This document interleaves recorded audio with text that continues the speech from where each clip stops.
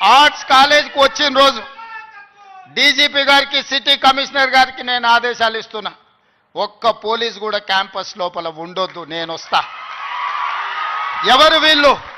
మా తమ్ముళ్ళు మా చెల్లెళ్ళు తండాలలో గూడాలలో మారుమూల పల్లెల్లో పేదరికం రుచి చూసి అభివృద్ధి జరగాలి, డాక్టర్లు లాయర్లు ఇంజనీర్లు కావాలి, ఐఏఎస్లు ఐపీఎస్లు ఐఎఫ్ఎస్లు అయి ఈ దేశ నిర్మాణంలో భాగస్వాములు కావాలని ఇక్కడికి వచ్చిన వాళ్ళను ఆనాడు ఉన్నాయన గొర్రెలు బర్రెలు చేపలు పెంచుకోండి అంటే ఈరోజు డాక్టర్లు లాయర్లు ఇంజనీర్లు కాండి ఐఏఎస్లు ఐపీఎస్లు కాండి అని నేనంటున్నా. నేను రావద్దా? ఎందుకు రావద్దు? గొర్రెలు బర్రెలు చేపలు పెంచుకునేటోనికి నేను రావద్దని కోరుకుండొచ్చు, కానీ డాక్టర్లు లాయర్లు ఇంజనీర్లు ఐఏఎస్లు ఐపీఎస్లు అయ్యే విద్యార్థులకు నేను రావద్దని నన్ను అడ్డుకోవాలన్న ఆలోచన ఎందుకు ఉంటుంది? ఒకవేళ అడ్డుకుంటే వాళ్ళు వేసే యక్ష ప్రశ్నలకు సమాధానం చెప్పే చిత్తశుద్ధి నాకుంది. తెలివి ఉందా లేదా పక్కన పెడితే నాకు చిత్తశుద్ధి ఉంది. నా చిత్తశుద్ధిని ఎవరు ప్రశ్నించలేరు, ఎవరు శంకించలేరు. అందుకే మీరు అంచనాలు పెంచండి, అంచనాలు వెయ్యండి, అన్ని వివరాలు సేకరించండి. డిసెంబర్ మాసం మనకు అత్యంత కీలకమైన మాసం. Miracle month is December. క్రిస్మస్ని మిరకల్ మంత్ అంటారు, అద్భుతాలు జరిగే నెల అంటారు. డిసెంబర్ 9, 2009కి చరిత్ర పుటలలో ఒక గొప్ప పేజీ ఉన్నది. మొట్టమొదటి తెలంగాణ రాష్ట్ర ప్రకటన డిసెంబర్ 9, 2009 నాడు జరిగింది.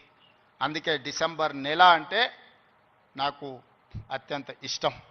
మళ్ళీ డిసెంబర్లో ఆర్ట్స్ కాలేజ్ దగ్గర మీటింగ్ పెట్టండి, నేను వస్తా. మీకేం కావాలో అక్కడికక్కడ అన్ని మంజూరు చేసి జీవో ఇచ్చిపోతా. మొత్తం లెక్క పెట్టండి, ఏం పనులు కావాలో నాకు చెప్పండి. అన్ని రిక్రూట్మెంట్స్తో సహా మీరు ప్రణాళికలు చేసుకోవాల్సింది. నేను మంజూరు చేసేదే నా బాధ్యత.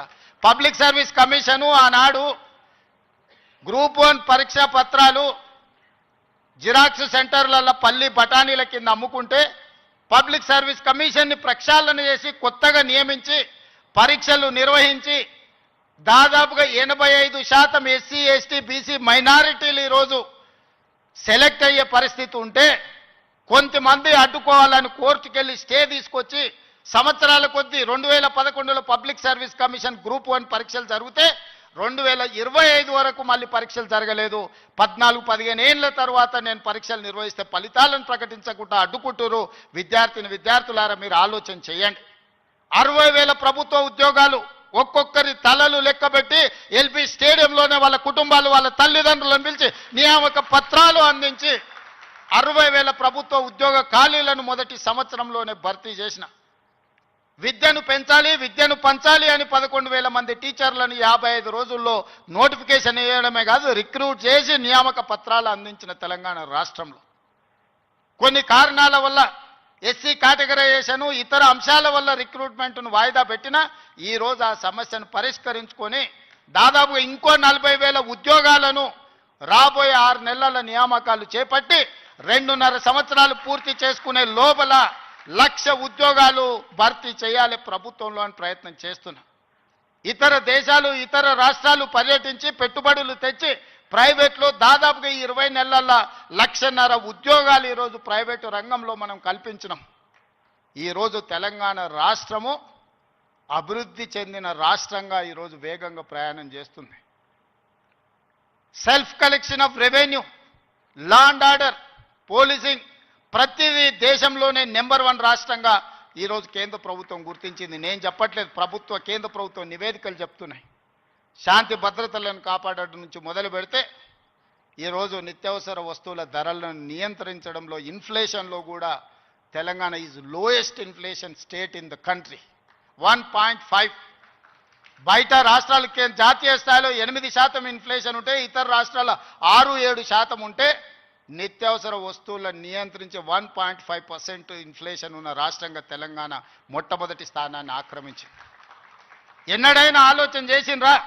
సన్న బియ్యం ప్రతి పేదవాడికి 3,10,00,000 మందికి ఈరోజు సన్న బియ్యం తింటున్నారంటే 60 రూపాయల కేజీ ఉన్న సన్న బియ్యం ఇవాళ 45 రూపాయలకే మార్కెట్లో దొరుకుతున్నాయి. అంటే 3,10,00,000 మందికి ఈరోజు రాష్ట్ర ప్రభుత్వం సన్న బియ్యం ఇవ్వడం.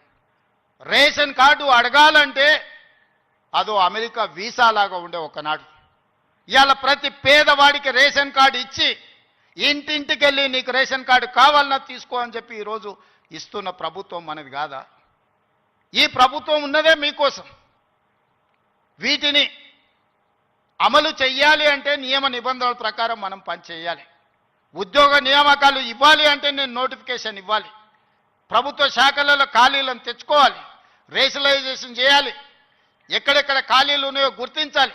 ఆ ఖాళీలను పబ్లిక్ సర్వీస్ కమిషన్కో, పోలీస్ కమిషన్కో, లేకపోతే మెడికల్ అండ్ హెల్త్ డిపార్ట్మెంట్ ద్వారానో ఈరోజు నియామకాలు చేపట్టడానికి ఒక ప్రాసెస్ ఉంది. ఆ ప్రాసెస్ ప్రకారం మనం ఈరోజు చేసుకుంటున్నాం. ఒకనాడు నోటిఫికేషన్ల కోసం మీరు ధర్నాలు నిరసనలు చేసేది. నేను మీద నోటిఫికేషన్లు ఇస్తే అశోక్ నగర్ చౌరస్తాలు, అమీర్పేట చౌరస్తాలు రోజు నిరసనలు. ఇన్ని నోటిఫికేషన్లు మాకు వద్దని మొట్టమొదటిసారి తెలంగాణ రాష్ట్రంలో నోటిఫికేషన్లు తగ్గించడం ఉద్యమం జరిగింది. అందుకే మిత్రులారా, మీకు అనుమానాలు ఉంటే నివృత్తి చేస్తా.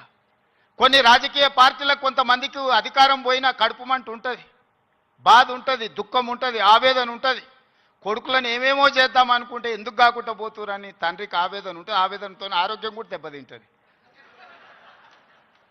మీరు వాళ్ళ ఉచ్చులో పడితే ఎట్లా? నేనెవరినే? మీరందరు కలిసి చేస్తేనే ముఖ్యమంత్రి అయినా కదా. నేను ఆకాశం నుంచి ఊడిపడ్డానా? అమెరికా నుంచి వచ్చినా? ఏం నుంచి వచ్చినా? నల్లమల్ల అడవుల నుంచి, కొండారెడ్డిపల్లి నుంచి వచ్చిన గా ప్రొఫెసర్ కాసింది మాది పక్క ఊరే.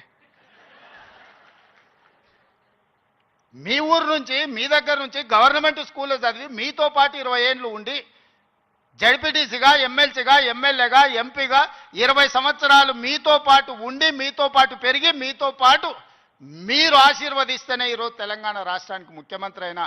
చదువుకోవడానికి గుంటూరు పోలేదు, లేకపోతే పూనా పోలేదు, లేకపోతే అమెరికా పోలే. నేను చదివింది ఇక్కడనే, పెరిగింది ఇక్కడనే, ఎన్నికైంది ఇక్కడనే. మా తాతలు ముత్తాతలు ఎవరు పెద్ద పెద్ద పదవులలో లేరు. మా నాయన పేరు చెప్పి నేను ఇక్కడికి రాలేదు. కష్టపడి మీరు ఆశీర్వదిస్తే ఇక్కడికి వచ్చిన. చెట్టు పేరు చెప్పి చింతకాయలు అమ్మదలుచుకోలేదు నేను. కొంతమంది చెట్టు పేరు చెప్పి అమ్ముకునే ప్రయత్నం చేస్తారు.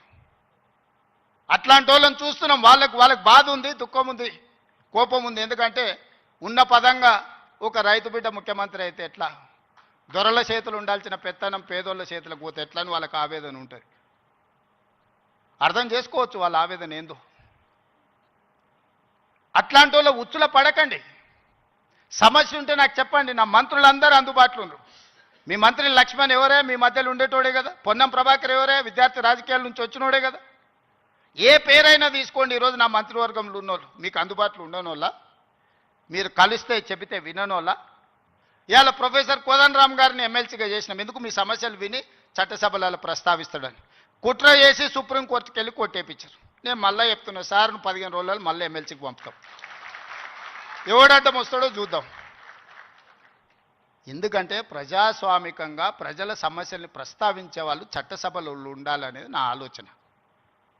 అలాంటి వాళ్ళను పంపించినప్పుడు